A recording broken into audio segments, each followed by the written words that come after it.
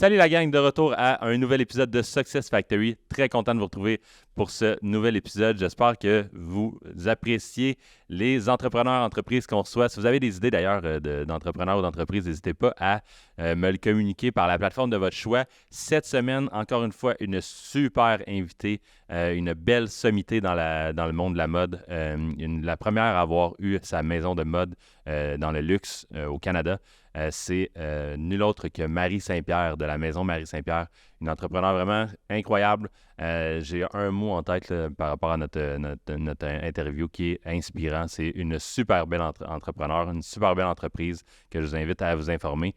Et là, vous allez apprendre à la connaître pas mal dans cette entrevue qui doit être pas loin d'une heure, dans lequel on parle de sa croissance, dans lequel on parle de beaucoup de choses, mais on va quand même assez dans le fond des choses. Et il y a un petit segment anecdote à la fin on a passé 3 anecdotes que vous allez probablement être tordus de rire. C'est des anecdotes qui se peuvent carrément pas, mais qui se peuvent dans son cas. Je vais en scooper une des 3. À 2 jours de son événement, elle a eu 2 jours d'un gros événement qu'elle avait. Elle a eu son atelier qui a pris en feu. Si on dû se retourner de bord sur une scène où je vous scoop un petit deuxième, là, elle a perdu sa robe de mariage à 2 jours de son mariage parce qu'elle a été dans le micro-ondes. C'est de quoi? Moi aussi, je me suis dit quoi en lisant ça avant de préparer l'entrevue. Mais ça fait du sens quand elle l'explique. C'est ça qui est drôle.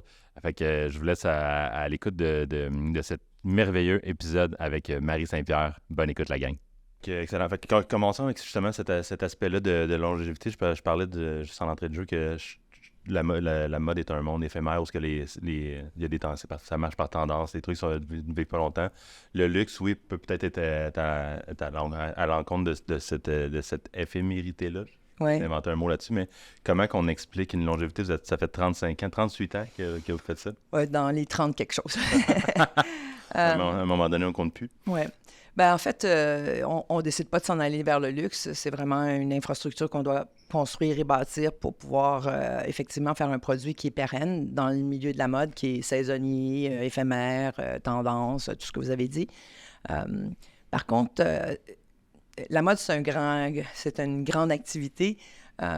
Moi, j'agis dans le secteur du créateur. Donc, le créateur, c'est vraiment un être un peu à part dans toute cette industrie-là. On n'est pas on fait pas de la haute couture, mais on fait des vêtements de créateurs qui peuvent se rapprocher en termes de niveau de difficulté, en termes de pérennité, de créativité, tout ça.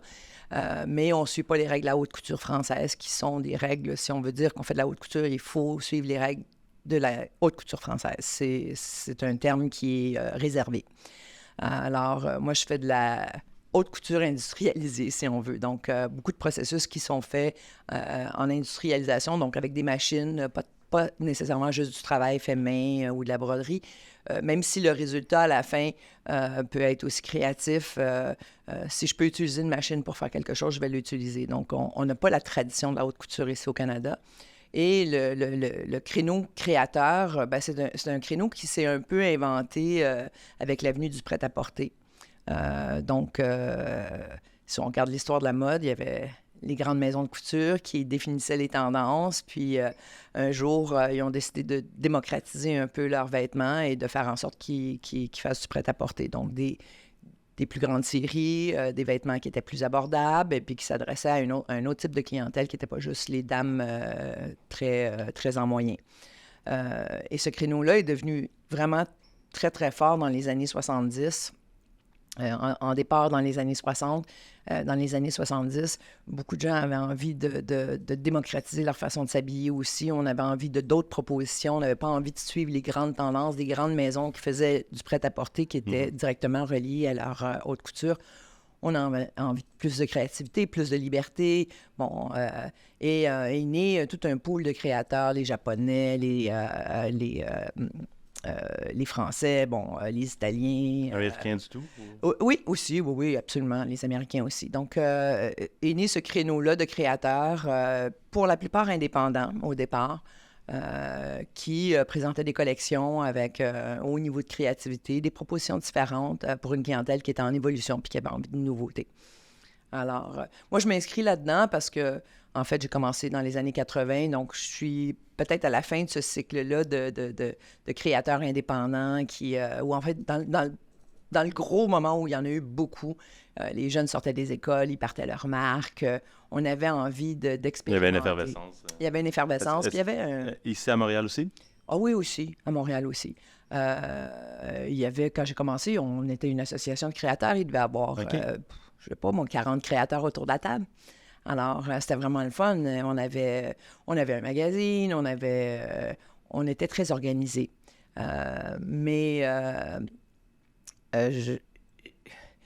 Faire des sous avec des vêtements, c'est pas si évident que ça. La haute couture a toujours été une voie non rentable pour les grandes maisons. Donc, la haute couture se payait à travers la parfumerie. Ensuite, ça a été la cosmétique, la maroquinerie. Puis aujourd'hui, ben, c'est les sneakers. Alors, pas beaucoup de gens ont envie de faire des vêtements parce que c'est complexe, parce qu'il y a des tailles aussi. C'est difficile d'habiller toutes les tailles. C'est difficile d'avoir un large marché en faisant des choses très différentes. Donc, c'est complexe et c'est saisonnier, donc ça demande toujours un renouvellement. C'est un peu une course contre la montre d'amener des nouveaux produits, donc de faire du développement Tout le temps en constante création. cher, et qui ont une courte durée de vie dans le milieu du retail, en fait, dans le milieu du commerce au détail. Donc, ça demande aux créateurs de financer pendant presque 1 an des collections, puis avoir une durée de vie sur les tablettes d'à peu près 2 mois, 3 mois maximum, et ensuite on solde. Espèce de rythme effréné que le prêt-à-porter a engagé.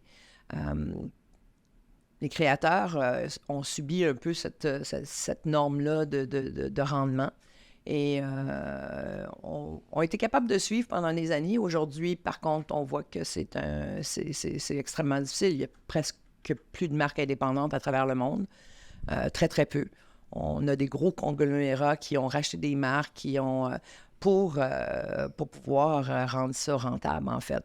Et ces grands conglomérats-là s'éloignent tranquillement du vêtement pour avoir des produits griffés, tels, je disais, sneakers, hoodies, sacs, colliers pour chiens, biscuits, machin. Là, j'exagère un peu, mais en fait.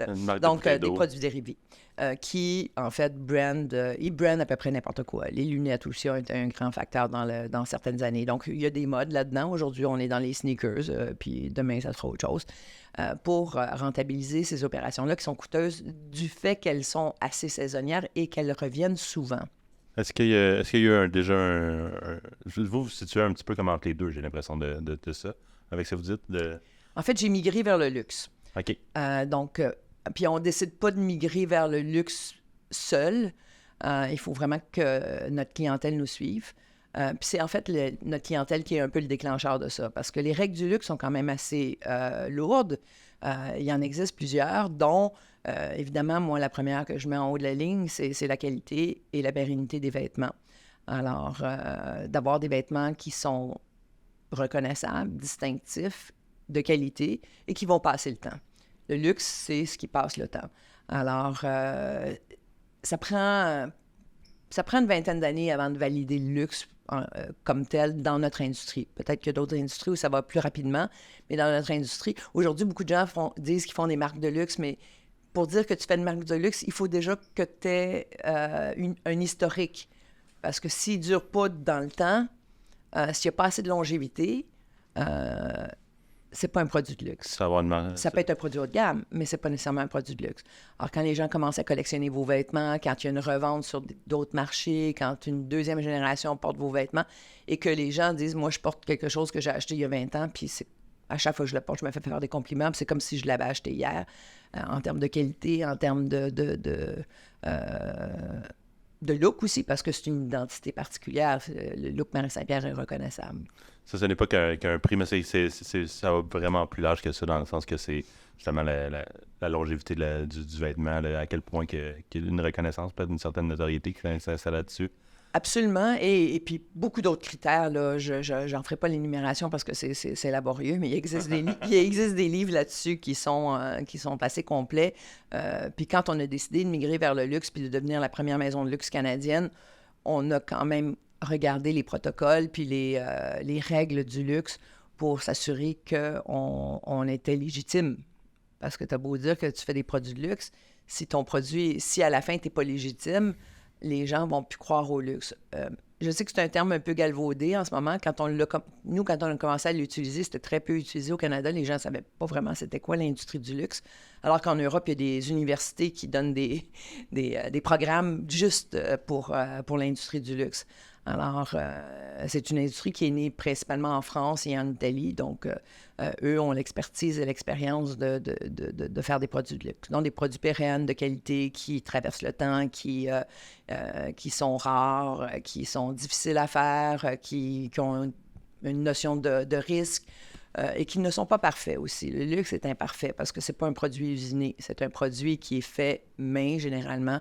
Donc, beaucoup d'interventions manuelles dans un produit de luxe. Donc, imparfait. Si on pense à des montres, les montres de luxe, ça s'arrête tout le temps. Il y a toujours un problème. On s'achète une voiture de luxe, on est toujours au garage. Mais le concept du luxe n'est pas juste basé sur la fonctionnalité. Il est basé vraiment sur l'expérience puis le plaisir de porter quelque chose qui a été pensé, réfléchi et fait d'une façon impeccable. Vous êtes la première maison de luxe au Canada? Oui. Ça s'est fait en et quelle année? peut-être la seule. Félicitations. En fait, oui et non. J'aimerais bien qu'il y en ait d'autres et que je ne sois pas toute seule à paver ce chemin-là parce que, clairement, comme toute industrie, quand on n'a pas de pair à côté, quand on a personne qui fait la même chose, le travail éducatif se fait un peu seul. Oui, on travaille seul, on a de la difficulté à partager nos connaissances, nos ressources, donc ça coûte plus cher. Ouais. Mais c'est un privilège que j'ai, puis c'est grâce à ma clientèle que j'ai réussi à faire ça, une clientèle fidèle, allumée, des femmes extraordinaires qui reconnaissent, qui pourraient s'acheter n'importe quelle marque, qui décident d'investir dans du Marc Saint-Pierre, et ce, à travers le Canada et les États-Unis. J'habille pas nécessairement des fashionistas, ou des femmes de quelqu'un. J'habille des femmes qui font des choses, qui bougent des choses, qui sont très actives et qui ont besoin de vêtements qui correspondent à cette vision-là je vais dire de séduction par l'action, d'être des agents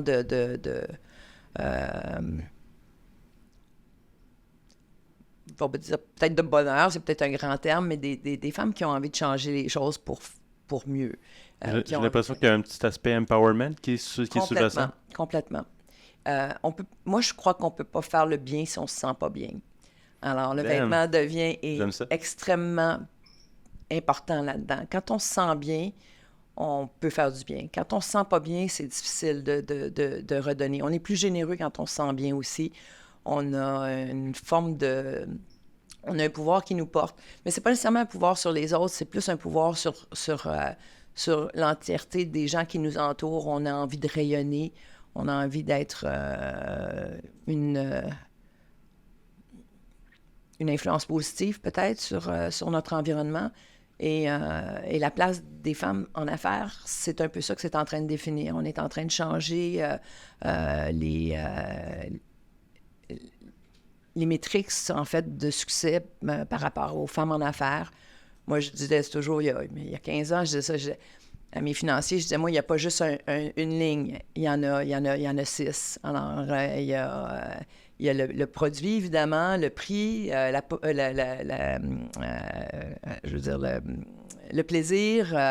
Et je disais aussi qu'il y avait une notion de people, donc d'être responsable de la planète. Donc, un autre P, la planète.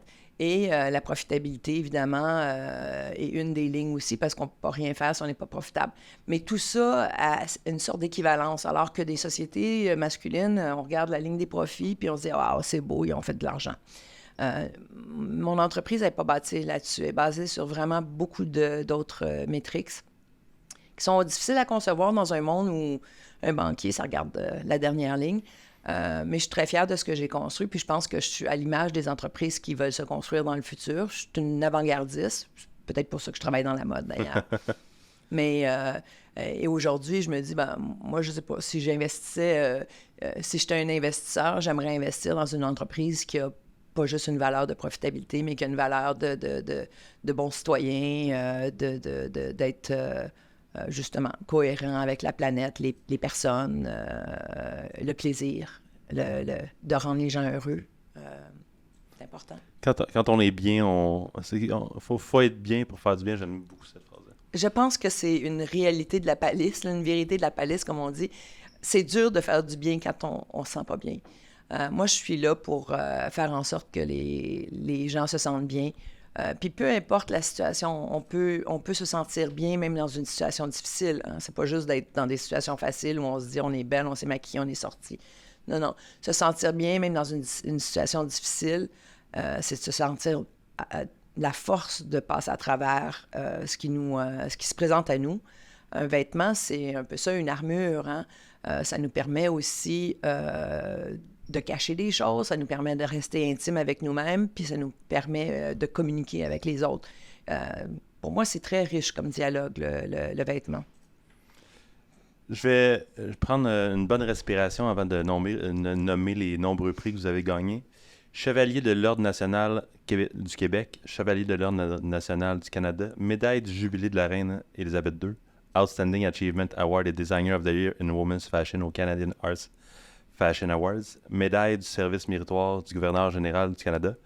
Comment on fait pour gagner tout ça? Comment vous arrivez à ça d'être autant récompensé à travers... Qu'est-ce qui a fait que vous êtes reconnu autant que ça? Il y en a d'autres, là. On n'est pas passé à travers les premiers. Le prix Willmark est important dans notre secteur d'activité. Le CAFA et le Willmark, c'est des prix importants parce que c'est des prix reliés à l'industrie dans laquelle je travaille. Les récompenses qu'on reçoit, surtout lors du Québec, lors du Canada, c'est parce qu'on a fait la différence dans un milieu, dans une communauté. Je suis une personne très engagée. Comme mes clientes aussi sont engagées vers leur cause, sont engagées vers leur communauté, leur société. Elles ont envie de faire progresser des choses. Donc, j'habille des femmes qui me ressemblent d'une certaine façon. Et c'est pas tout le monde qui les reçoit. Il y a des gens qui font beaucoup de choses et qui ne reçoivent pas nécessairement ce genre d'honneur. Moi, je suis une privilégiée de les recevoir. Parce qu'il y a des gens qui se sont dit ce que Marie fait est exceptionnel et qui m'ont mis en nomination, dans le fond, pour ces honneurs-là. Je les prends, mais je les porte aussi. Donc, je ne fais pas juste dire « Oh, j'ai des médailles ». J'essaye de les porter au quotidien puis de servir ma communauté du mieux que je peux. La raison pourquoi vous les avez, vous ça. Oui. Ça fait quelques fois que vous revenez sur ces aspects-là, mais que mes clientes, j'ai l'impression que vous les connaissez beaucoup, vos clientes. J'ai l'impression que vous êtes très proche de vos clientes. Est-ce que je me trompe? En fait, ils me connaissent mieux que je les connais. mais je les connais parce que je travaille pour elles, d'une certaine façon, mais mes clientes me connaissent très bien. Mes clientes connaissent mieux le produit Marie Saint-Pierre que certaines des personnes qui travaillent chez nous. Parce qu'ils suivent la marque depuis tellement longtemps et ils comprennent la marque en la portant aussi. Parce que c'est ça la beauté d'un produit de luxe, c'est qu'il y a quelque chose d'intrinsèque qui va au-delà du produit. Quand on mange un plat préparé avec soin puis une grande délicatesse, il y a quelque chose de subtil qui vient chercher des émotions qui ne passent pas juste par la langue et le goût, mais qui passent par la tête puis qui nous font sentir quelque chose. Ouais. Un grand vin, c'est la même chose. C'est pas juste le prix de l'étiquette, c'est subtil. Donc, j'espère les connaître. Puis, en fait, ce qui est fabuleux, puis qui est peut-être la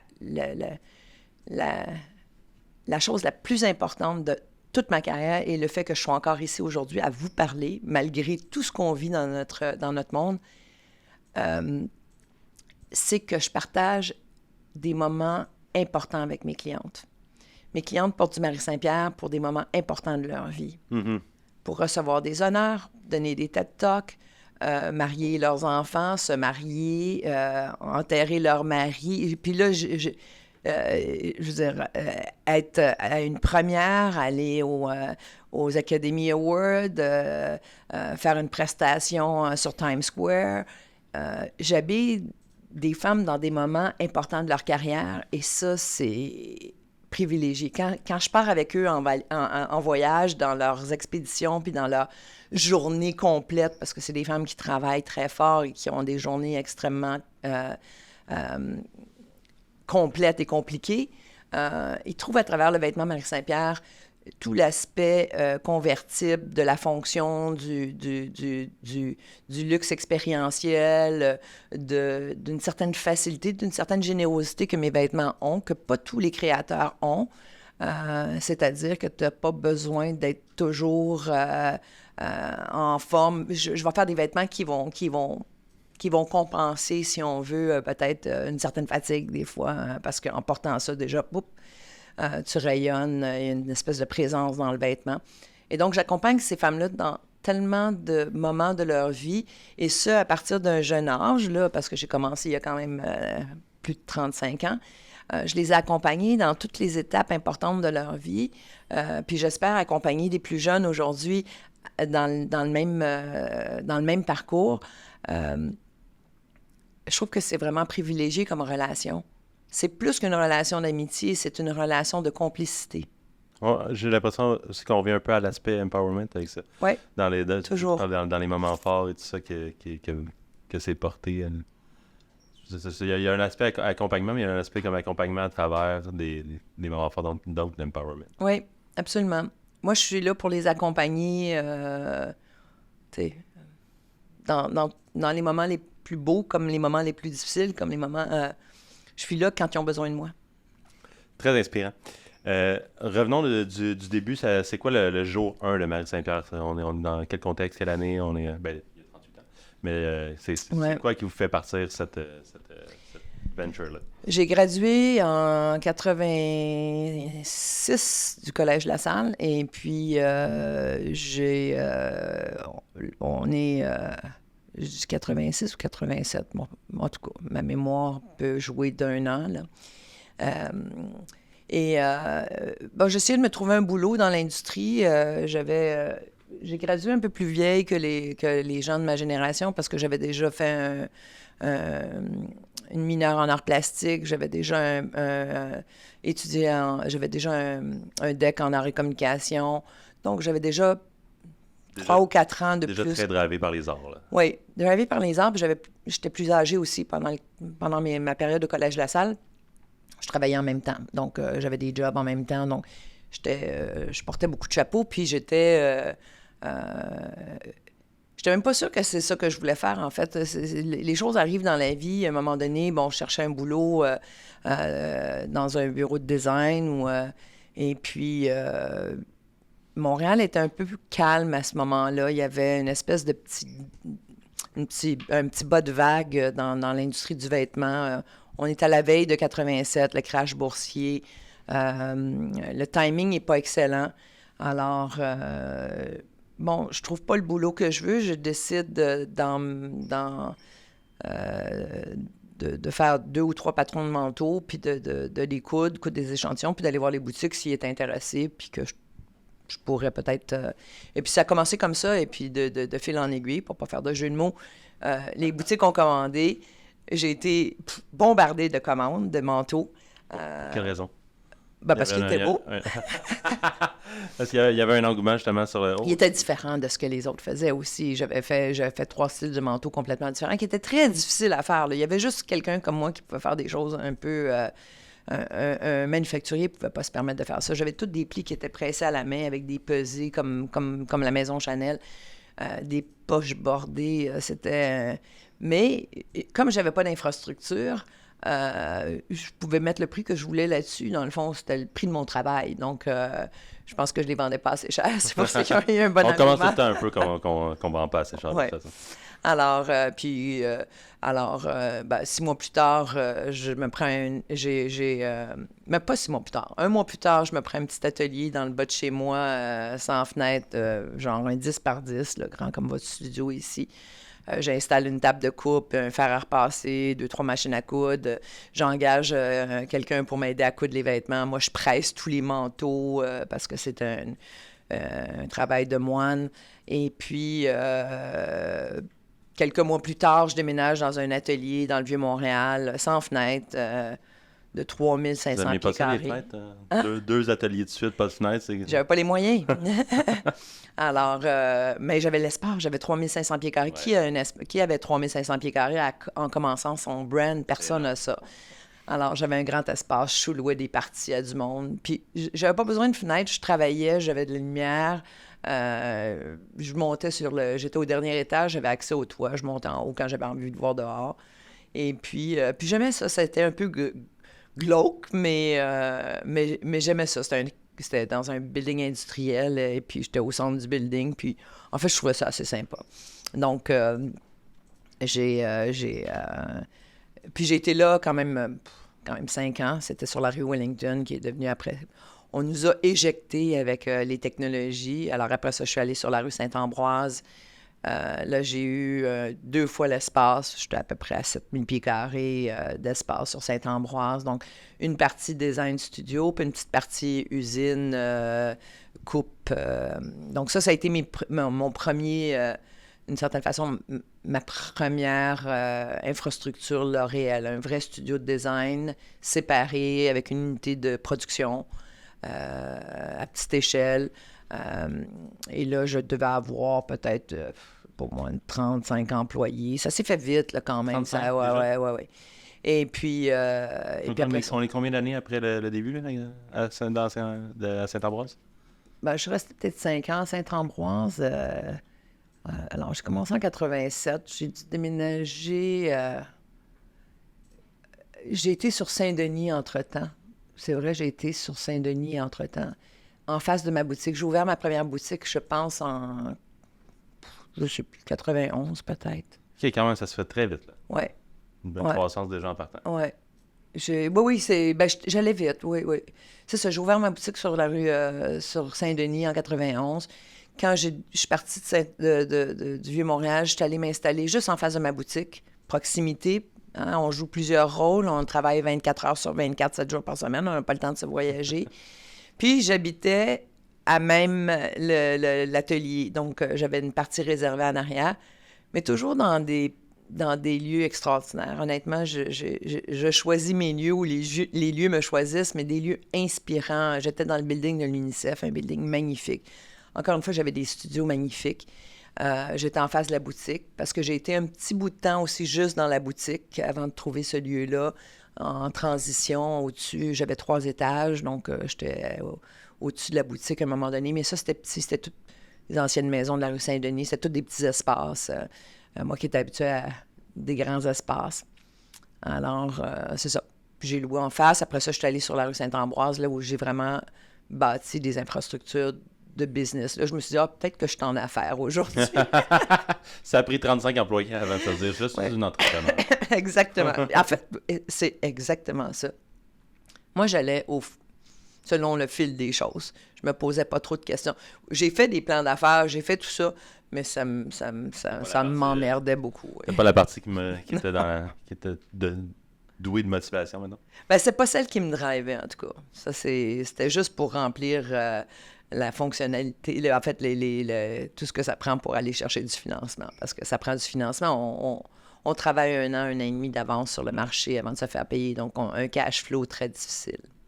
Est-ce que aujourd'hui, vous êtes rendu à une 70 d'employés? Oui. Ouais.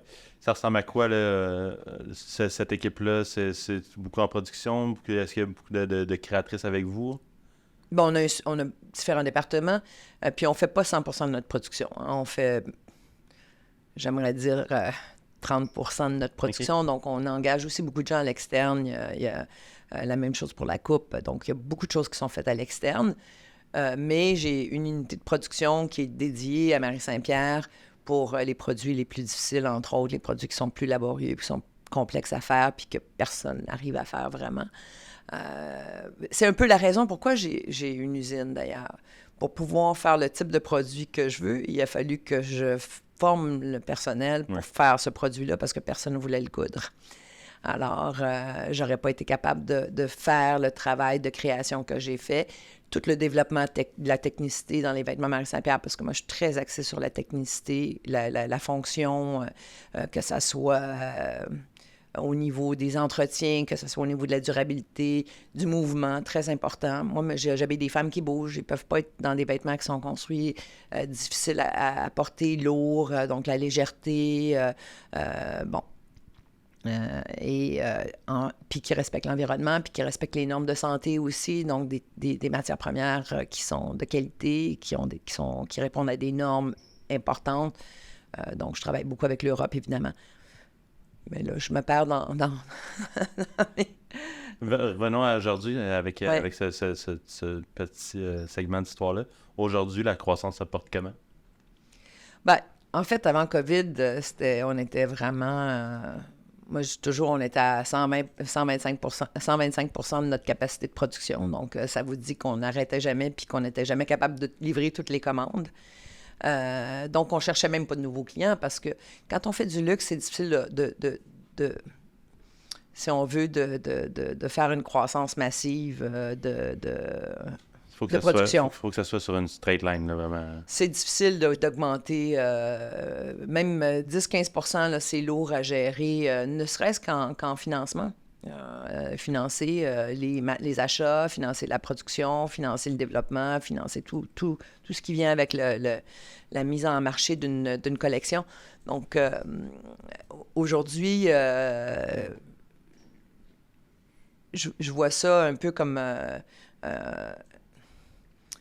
une progression pour une Marie Saint-Pierre post-COVID, parce que pendant le COVID, on a perdu 70% de notre chiffre d'affaires. Donc, je suis retournée, je ne sais pas moi, 15 ans, peut-être même plus en arrière. Oui, probablement même plus, avec pas de vente, pas de chiffre d'affaires, pas rien, mais des infrastructures qui demandent, qui sont quand même assez lourdes, un gros payroll. Puis je voulais pas perdre tout mon personnel non plus parce que je les ai formés, ça prend du temps. C'est un travail d'arrache-pied d'obtenir la qualité qu'on veut. C'est difficile, c'est pas facile à faire. On demande aux gens de faire des choses difficiles. Pas beaucoup de gens qui aiment faire des choses difficiles. Mais il y a des gens que ça rend heureux, puis il y a des gens qui ont envie de le faire, mais ces gens-là sont rares. Donc, pour pas tout perdre ça, on doit se remettre en forme très rapidement. Mais le tsunami qui a suivi le COVID, c'est l'approvisionnement, les matières premières, le coût des transports, la main-d'œuvre. Et puis là, je nomme que ceux-là, sans parler de pas d'argent, de vente de magasins fermés pendant 2 ans, d'inventaire sur les tablettes, d'avoir tenu ça pendant toute cette période-là. Après le COVID, on était vraiment essoufflés. Est-ce que vous vous sentez encore un peu comme ça aujourd'hui? On est fin 2023. Est-ce qu'il y a encore des vestiges de ça? Est-ce que ça affecte encore les opérations? Complètement. Ça a duré 2 ans. Ici, on va dire grosso modo, là, 2 ans et demi, là, si on veut être juste, parce que la journée où on a réouvert, il n'y avait rien qui fonctionnait là, encore. Là. Remettre en marche tout ça, une usine, de la coupe. De toute façon, pour nous, pour faire de la production, ça nous prend 3 mois. Donc, déjà là, on a un 3 mois de temps mort avant de pouvoir commencer à livrer, si on a des tissus sur les tablettes, mais avant de commencer à couper dans un tissu. Bon, bref, compliqué. Puis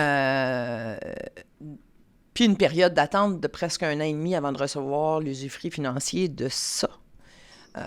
Donc, livraison, paiement, 3 mois plus tard, bref, une industrie qui est assez difficile à gérer sur l'équilibre financier. Donc, on savait que la première année et demie allait être très rock'n'roll, très difficile, puis on a quand même sous-estimé tous les problèmes engendrés par la crise de la main-d'œuvre, des gens qui n'étaient pas entrés travailler... puis nous, il faut qu'ils rentrent en présentiel.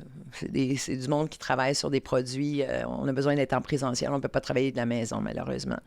Donc, exigence de travailler en présentiel 5 jours par semaine. Les gens n'étaient pas prêts à ça. Il y a eu, en fait, toutes sortes de choses. Puis aujourd'hui, ben là, on reprend. On a reparti la machine. Mais moi, je pense que ça va prendre... presque une autre année et demie avant qu'on soit de retour où on était peut-être au moment du COVID, où là, on était en croissance exponentielle. on était vraiment, on gérait une croissance très importante chaque année. Et puis, on était à peine capable de répondre à la demande. Mais ça, c'est un beau problème. Aujourd'hui, on n'est pas capable de répondre à la demande, mais pour d'autres raisons. Ouais. Par manque de ressources, souvent, humaines et financières. Donc, on traîne un peu de la patte, on a de la difficulté à être On est bon, mais avant, on était les meilleurs. Donc, puis dans ce milieu-là, malheureusement, c'était pas dans les meilleurs. Ben, il n'y a pas beaucoup de place. Non, il y a de la place pour peu de gens. Il n'y en a pas beaucoup de marques indépendantes sur la planète puis qui vendent dans les beaux magasins à côté des grandes marques européennes. Peu de gens sont capables de faire ça.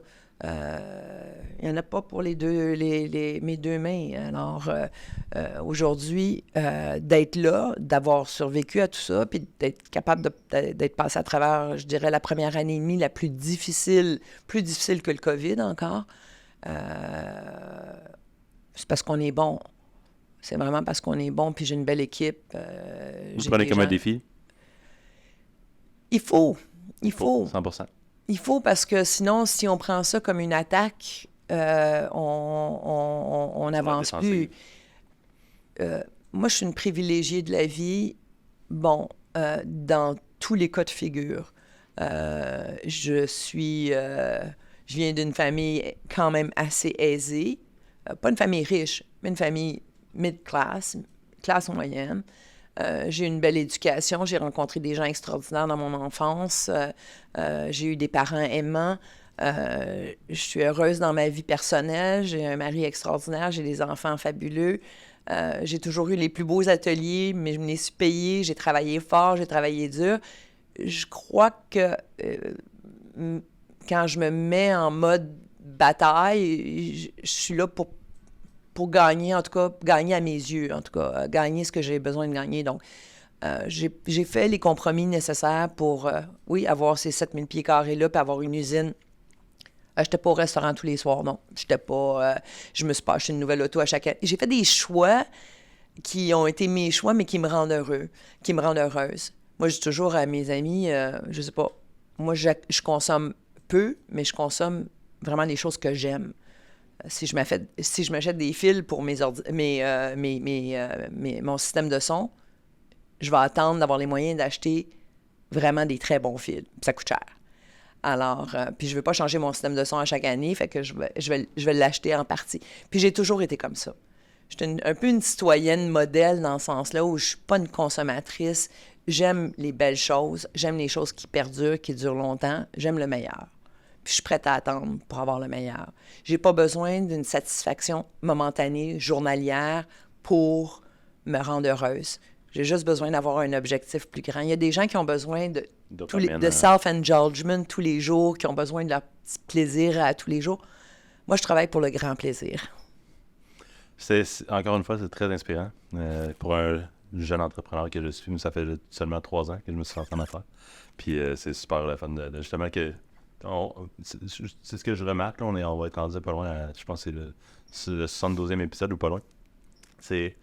De ce que je remarque, c'est du monde acharné, les entrepreneurs. C'est du monde c'est du monde que c'est justement, c'est pas des problèmes auxquels je fais face, c'est des défis. Puis après ça, si je le prends comme un défi, ça veut dire qu'il y a des solutions. Si on regarde juste les solutions, ça veut dire que je focus pas sur un problème, je focus justement sur quelque chose de positif que je vois positivement, puis ça me fait avancer. Ben, je pense qu'on est avide d'évolution puis d'apprentissage des entrepreneurs. On a envie d'apprendre de nos erreurs, on a envie d'être meilleurs. Et puis, curieux. On est des gens curieux, donc... Et très créatif, pour revenir à... Oui, absolument. On va rentrer dans un segment anecdote bientôt, mais juste avant, j'ai une de vos phrases que j'ai lues sur votre site, c'est que vous êtes une marque de luxe qui revisite le luxe. Ça veut dire quoi pour vous? Ça signifie quoi revisiter le luxe pour vous? En fait, je revisite le luxe parce que pour beaucoup de gens, le luxe, c'est le côté flamboyant, le côté... on remarque que c'est cher. Moi, le luxe, pour moi, il est plus expérientiel. je refuse de doubler mes vêtements parce que j'achète des matières tellement belles, faites par des gens tellement compétents qui font des tissus qui sont tellement extraordinaires que je ne mets pas de doublure parce que je veux que la cliente, elle ait le feeling du tissu sur sa peau. Parce qu'une doublure, c'est quand même pas un matériau noble. C'est un matériau qui est souvent fait dans des pays où on n'a aucune règle au niveau des produits chimiques qu'on emploie dans les teintures, ni dans l'évacuation des déchets que ces matières-là procurent. Donc, c'est des matières pas chères qui sont faites dans des pays où on ne respecte pas l'environnement, on ne respecte pas la santé. Donc, si je me donne la peine d'investir dans des matières premières qui coûtent très cher puis qui sont les meilleures qui sont sur la planète, puis ça, je le garantis à toutes mes clientes, j'achète ce qu'il y a de mieux sur la planète. C'est parce que j'ai à cœur d'avoir une expérience tactile de mes vêtements, puis ce qu'ils font qu'ils durent longtemps aussi. Je veux qu'ils s'entretiennent bien aussi. Je veux que ce soit des matières qui soient réfléchies, bien pensées, les bons poids, le bon drapé, la bonne tenue. Qui sont le fun à s'occuper d'eux. Qui sont le fun à s'occuper d'eux, que c'est pas... dire que c'était des vêtements justement qui sont faciles à laver. En fait, qui demandent très peu d'entretien souvent parce que j'utilise beaucoup d'antibactériens naturels. C'est des matières qui ont une capacité de pas absorber les bactéries du corps. Donc, tu ne transpires pas parce que la transpiration, c'est une bactérie. Et donc, c'est des antibactériens naturels. Un peu ce que l'industrie du activewear dit qu'elle fait. Il y en a qui le font. Mais j'utilise aussi beaucoup de tissus qui sont développés pour le sport actif ou que je transforme avec les fournisseurs en matière noble de prêt-à-porter. Je fais ça depuis longtemps parce que je cherchais un peu mon côté distinctif. Je trouve qu'on est une marque nord-américaine, OK? Donc, on est aux confins, puis on est les seuls comme ça. On est à Montréal, on est à la fois européen et à la fois américain. Et c'est pour ça que le produit fonctionne, puis c'est pour ça que la marque Marie Saint-Pierre a une clientèle qui est... Parce qu'on répond à une espèce de tradition d'esthétique de qualité européenne qui est dans le luxe, mais avec une vision beaucoup plus active, plus nouvelle, plus moderne, moins traditionnelle de notre façon au niveau de l'emploi de ces vêtements-là. Donc, moi, je me vois vraiment comme une pionnière de faire des vêtements presque de sport actif, d'utiliser les matières de sport actif pour faire du prêt-à-porter de luxe. Donc, un côté bien-être aussi. Et puis, si vos tissus ne froissent pas, vous pouvez les mettre dans une valise, dans un carry-on. S'ils ne pèsent pas lourd, vous pouvez encore voyager plus dans un carry-on. Pas obligé de transporter une valise, c'est plus écologique. Si on n'a pas besoin de les faire nettoyer, moi, j'ai un peu d'air, un petit air fluff dans la sécheuse, puis beaucoup de mes matières se nettoient avec un chiffon puis juste de l'eau.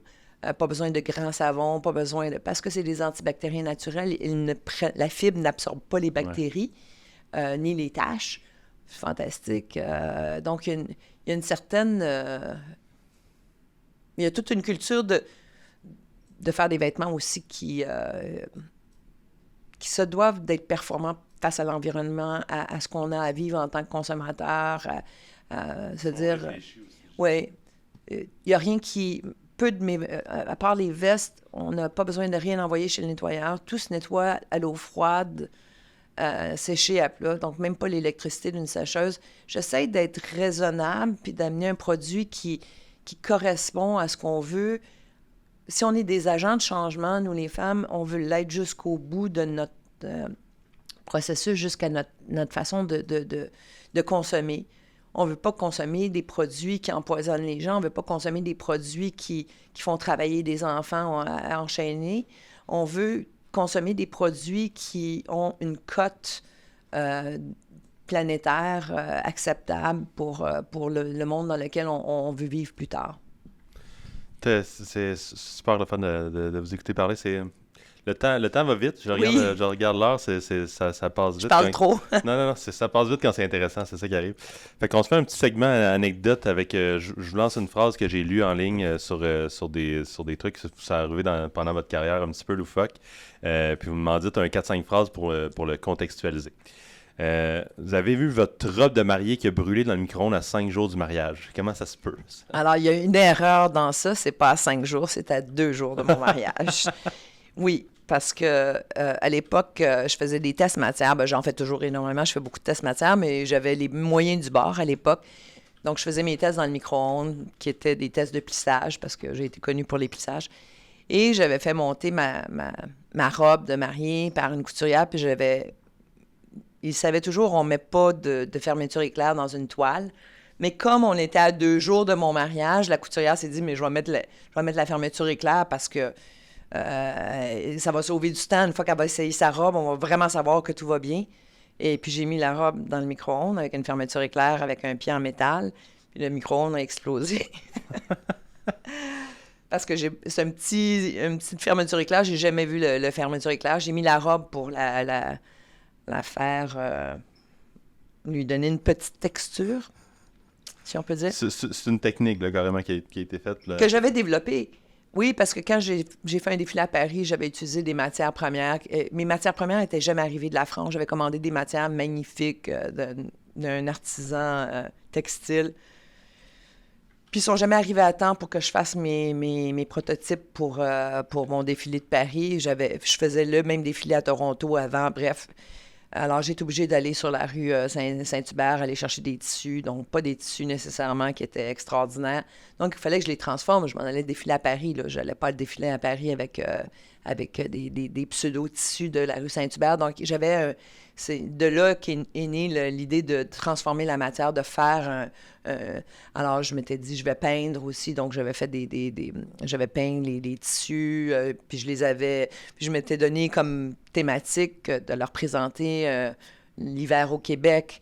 Donc, je me dis, qu'est-ce qu'il y a au Québec l'hiver? Ben, en ville, ben, il y a de la slush. Alors, j'avais des robes longues qui avaient traîné dans la slush. Donc, j'avais fait un bain de slush chez nous. Donc, du sel avec de l'eau un peu salie. Et je trempais tous les ourlets des robes dans ce bain-là pour voir la réaction chimique que ça allait avoir sur mes vêtements. Puis, je voulais juste ça sur les ourlets. Donc, je voulais que la robe elle soit magnifique, mais que l'ourlet est trempé dans la slush. Puis la réaction n'était pas assez puissante, alors je l'accélérais au micro-ondes. Mais c'est du trial and error, là. C'est vraiment la cuisinière qui... J'avais le concept dans ma tête, puis je voulais... Ça faisait des petits plis, mais moi, je voulais que ça soit un peu exagéré. Quand on fait un défilé, les gens sont loin, donc le petit pli, ils ne l'auraient pas vu, donc je l'ai comme grossi. Puis je faisais ça au micro-ondes. Je les trempais dans l'eau, je les essorais, puis après ça, je les mettais dans le micro-ondes pour qu'ils sèchent, mais rapidement, qui cuisent, en fait. Alors, donc, ma robe est passée dans le micro-ondes, puis j'avais pas de robe de mariée. Oui, je me mariais le samedi, et puis on était le jeudi. Donc, ouais, 48 heures. C'est très... ça devait pas être drôle, du coup, mais là... Moi, j'étais pas en panique, mais mes couturières étaient en panique, parce qu'eux autres, ils faisaient ma robe, puis ils se disaient, mais il n'y a plus de robe, là, il n'y a plus de robe. Deuxième anecdote, votre atelier à Saint-Henri qui prend feu à 3 jours de la semaine de mode de Montréal. Oui. Eh oui, ça, c'est quelque chose j'avais une terrasse qui faisait tout le toit de la rue Saint-Ambroise, puis j'avais mis des pots de fleurs, et puis on est début septembre. Là, la semaine de la mode, c'est fin de septembre ou milieu septembre. Non, c'était la fin de semaine de la fête du travail, la fête où nous, on travaille tout le temps. Et la semaine de la mode commençait donc le lendemain de la fête du travail. Et... il y a quelqu'un qui est allé sur la terrasse et qui a écrasé un botch de cigarettes dans un pot de fleurs. Et puis, c'est vraiment une niche à feu. Quand les fleurs sont un peu sèches à l'automne, là, c'est comme... alors, moi, je savais pas qu'en mettant ça dans la terre d'un petit pot de fleurs comme ça pouvait prendre en feu. Mais... alors, j'ai été chanceuse parce que j'ai un ange gardien qui était dehors, qui fumait sa cigarette et qui a vu de la fumée sur mon balcon. Puis... qui a tout de suite appelé les pompiers, puis qui a dit je crois qu'il y a un feu chez Marie-Saint-Pierre. Les pompiers sont arrivés extrêmement rapidement.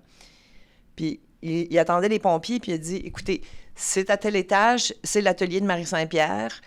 Faites attention. Fait que les pompiers, au lieu de rentrer avec des haches, sont rentrés avec leurs talons hauts. Puis ils ont fait attention à mon atelier, puis ils ont réussi à éteindre le feu qui était déjà pris. Je veux dire, on était dans un désastre. Là. Ouais, les fenêtres ont éclaté, les sprinklers sont partis, mais ils n'ont pas détruit l'atelier parce qu'ils savaient qu'ils étaient chez Marie-Saint-Pierre. Ils ont vu les créations. Puis alors le chef pompier a dit, écoutez, vous faites attention, vous démolissez rien que vous n'avez pas à démolir. On éteint les feux, puis on essaye de sauver les meubles. Puis moi, je suis arrivée sur l'entrefait parce que l'alarme a sonné. Pardon. Et je suis restée, après que les pompiers soient partis, j'ai ramassé, j'avais fait j'avais toutes des robes avec des coupes faites au laser, qui n'étaient pas faites au laser, qui étaient faites au laser Marie, là, que c'est Marie qui coupait, mais qui devaient être faites au laser, mais on n'avait pas les moyens d'avoir les machines au laser. Donc, je coupais tout ça à la main, puis c'était des puzzles, là. C'était vraiment que j'avais tout laissé sur les tables, empilées avec les patrons pour que les couturières puissent le coudre au retour du... Je me souviens pas, là. Au retour à... C'est ça. Je pense que la semaine de la mode commençait le mercredi. Le mardi, il restait juste les broderies à coudre sur les robes. Puis j'avais tout fait le travail manuel pour qu'ils soient prêtes pour l'arrivée des couturières, pour qu'on puisse livrer les robes le soir pour les défiler. Et puis, bien, tout s'est envolé. Les fenêtres ont éclaté, tout a volé au vent. Il a fallu que je reconstruise toutes ces... C'était tout des bouts de papier, là. C'est comme un puzzle. Et donc, je suis restée toute la nuit. J'ai pas dormi pendant 2 jours. J'ai reconstitué tout ce qu'on pouvait. On a quand même présenté à la Semaine de la mode. Les vêtements sentaient un peu le brûlé, mais on est passé. on est allé... Ils nous ont donné des machines pour enlever l'odeur. On a réussi à défiler quand même, mais après ça, on a dû fermer l'atelier pendant quand même quelques semaines. Là. Ça a été... Quand même retourné à ça. Ouais. Mais on a défilé, quand même. C'est pas rien. Troisième et dernière anecdote. J'en revenais pas, mais vous êtes, ça montre que vous êtes dédié. Vous avez eu votre accouchement provoqué parce que vous vouliez vous rendre au défilé de New York 2 jours plus tard. Oui, encore, ça c'est presque provoqué, mais oui, provoqué parce que ma fille voulait pas sortir. J'étais déjà enceinte de plus de 40 semaines, donc j'avais demandé à ce qu'on me provoque quelques jours avant la date limite. Puis mon médecin il avait dit non, on fait pas ça. Puis bon, j'ai dit de toute façon, il me reste 1 semaine avant le défilé, donc je vais accoucher, je vais avoir le temps de partir pour New York. Mais ça semblait compliqué parce qu'elle ne voulait pas sortir et à 48 heures de mon défilé à New York, elle n'était toujours pas sortie. Alors je me suis rendue à l'hôpital et j'ai dit « Je suis en douleur, je suis en douleur. » Puis ils ont dit « On pense pas, madame, que vous êtes en douleur. » « Oui, oui, je suis en douleur, je vous le dis. » Mais finalement, le travail s'est amorcé à ce moment-là. Je pense que j'ai monté les escaliers chez nous à peu près 100 fois pour activer l'accouchement. Donc, je faisais du gros step pour que le bébé sorte. Puis j'étais là, veux-tu t'en aller? Donc, j'ai accouché effectivement 48 heures avant le défilé. Et puis là, il fallait que j'ai une permission spéciale pour sortir de l'hôpital. Avant, normalement, on restait à l'époque 3-4 jours, je me souviens plus, là, mais moi, je suis pas restée 24 heures à l'hôpital. Mais comme j'avais un bébé facile, mon médecin a décidé de me laisser partir parce qu'il était très ouvert d'esprit. Donc, j'ai pris l'avion pour New York le matin, je suis allée à mon défilé, puis je suis revenue le soir. J'ai abandonné mon enfant pendant les 12 heures. Est-ce que vous avez J'ai 2 enfants. 2 enfants. Ouais. Est-ce qu'ils ont déjà été impliqués dans l'entreprise? Ma fille travaille avec moi. Okay. Donc, mon fils est toujours aux études. Il étudie encore, il est jeune, 20 ans. Et ma fille travaille avec moi depuis quelques années. Donc, elle s'occupe de la communication médias sociaux chez nous, responsable de contenu. Très cool. On finit avec une petite question. Qu'est-ce qui, après 38 ans, vous garde encore inspiré? Comment que... Vous êtes probablement, certainement encore impliqué dans la création de vos lignes, puisque, vous l'avez dit en entrée de jeu, là, c'est quelque chose qui... C'est l'aspect qui vous motive le plus dans ça. Vous êtes une créatrice à la base. Qu'est-ce qui vous garde inspiré encore aujourd'hui? Mon défi principal aujourd'hui, c'est c'est l'après-moi, dans le fond. Là. C'est comment je vais faire une passation de cette entreprise-là, à qui, comment. Donc, il faut que je construise une compagnie il faut que je reconstruise une compagnie qui fait du sens, puis qui a un futur, puis m'assurer que j'ai développé les bons canaux pour qu'on puisse, que la deuxième génération, que ce soit mes enfants, en espérant que ce soit mes enfants. J'ai un fils qui étudie en affaires, ma fille est engagée dans l'entreprise depuis plusieurs années. Elle connaît les produits Marie-Saint-Pierre mieux que personne d'autre. C'est mon archiviste par excellence, c'est la mémoire de la maison. Mon fils étudie en business, donc il pourrait faire un bon team, mais on n'est pas encore rendu là, ils sont jeunes encore. Puis, post-COVID, post tout ça, il semble que j'ai une autre étape à franchir avant de passer à la génération suivante. Donc, j'ai encore, moi, personnellement, du travail à faire avant de commencer peut-être à leur introduire l'entreprise puis qu'on puisse faire un bout de chemin ensemble afin qu'ils reprennent l'entreprise, si ça les intéresse. Vous m'avez fait penser à une autre question, on va finir avec celle-là. Vous en avez parlé tantôt, vous espérez que les nouvelles générations, justement, s'intéressent à Marie-Saint-Pierre. Est-ce que c'est un des défis présentement d'aller chercher cette nouvelle génération-là qui est pour... Complètement. Oui, c'est un défi de les rejoindre, de leur parler. Je pense qu'on partage beaucoup de valeurs. Moi, je pense que je suis très jeune, personnellement, dans ma façon d'être. Des fois, je me trouve plus jeune que les jeunes parce que j'ai une façon de penser qui est peut-être... Je suis toujours... je sais pas, j'ai toujours été très... je cherche toujours à me propulser dans l'avenir. J'aime ça être au fait. J'ai eu le premier iPhone que le Canada a eu, c'est moi qui l'ai eu. J'ai travaillé sur Mac avant que Mac soit Mac. Je suis toujours en amont des choses qui sont soit des agents de changement ou des agents de valeur. Est-ce que la génération Y, puis même celle après, va être très, très, très axée dessus? Même les milléniaux ont commencé là-dessus. Il y a un problème, je veux le régler, l'aspect empowerment, on revient dessus, mais la génération Z est vraiment axée sur ça aussi, on veut changer les choses. Puis j'ai l'impression que ça vous habite depuis le début aussi. Là. Ça fait 35 ans qu'on veut le faire, donc on est légitime aussi. On ne fait pas du greenwashing, on dit pas qu'on est ce qu'on n'est pas. Je l'expliquais tout à l'heure, on peut galvauder des termes tant qu'on veut, on peut raconter des histoires qui n'existent pas. La mienne, je ne peux pas la raconter autrement que ce que je l'ai fait. Et puis, je pense que j'ai toujours eu un esprit moderne, j'ai toujours été... grâce à des rencontres extraordinaires que j'ai faites dans ma jeunesse, là, dont Jean-Paul Riopel, des penseurs, des gens qui ont des visions d'avenir, qui voient l'avenir d'une certaine façon avec une peinture abstraite. C'est des gens qui voyaient l'avenir, de rencontrer des gens qui ont une vision du monde très éclairée, très personnelle, très sensible. C'est ces gens-là qui m'ont formé puis qui m'ont éduqué.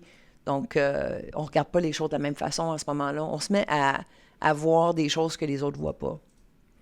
Très, très cool. Très belle entrevue, ma chère Merci. Marie. C'était un plaisir de vous savoir. C'est super inspirant. Encore une fois, je reviens sur ce terme-là. Mais c'est le mot qui me vient en tête. Vous avez un super beau parcours. Puis d'avoir fait ce que vous faites, de pave the way, c'est bien le faire. Merci de l'invitation. Petite dernière question qui n'est pas une question. Si on veut s'informer sur Marie-Saint-Pierre ou sur vous-même en particulier, la maison ou vous-même, où on fait ça, où et comment? Instagram, web, dépendamment de... Il y a les boutiques aussi. Boutique sur la rue de la Montagne. On a une boutique à Rockland. On a une boutique à Miami aussi. Et puis, évidemment, Instagram Marie-Saint-Pierre, Maison Marie-Saint-Pierre. Le web, c'est la même chose, marie-saint-pierre.com. On est quand même discret dans le sens qu'on on parle peu. On est là. On développe beaucoup de produits. On investit beaucoup dans le produit. On fait pas beaucoup de publicité, donc on n'est pas... Vous n'aurez pas un fil de nouvelles de Marie-Saint-Pierre. Puis vous pouvez aussi vous inscrire à notre newsletter, qui est quand même, quand vous allez sur le site web, qui donne quand même 1 fois par semaine ou 2 fois par semaine des nouvelles de la maison, avec un petit texte, avec notre déclaration, si on veut, de créateur. Et puis, sont bien faites. C'est toujours agréable à lire. On se donne la peine de communiquer avec Faites-la avoir votre fille, probablement? Exactement. Équipe de communication. Qu'allez vous inscrire à cette belle infolette-là, puis d'aller voir tous ces beaux vêtements-là. Je pense qu'il y a une entreprise qui gagne à être connue. Puis encore une fois, merci d'avoir... Oui, c'est important que le Québec connaisse ses agents culturels. Je pense que la mode, malheureusement, ne fait pas encore partie de l'industrie culturelle. C'est dommage. Au même titre que d'autres types de créations. Puis, dites-vous qu'en Europe, si les Français sont forts en culture, c'est parce que les Français endossent la culture et que les jeunes connaissent leur maison de couture, connaissent leurs grands restaurants, connaissent leurs grands parfums, connaissent leur patrimoine.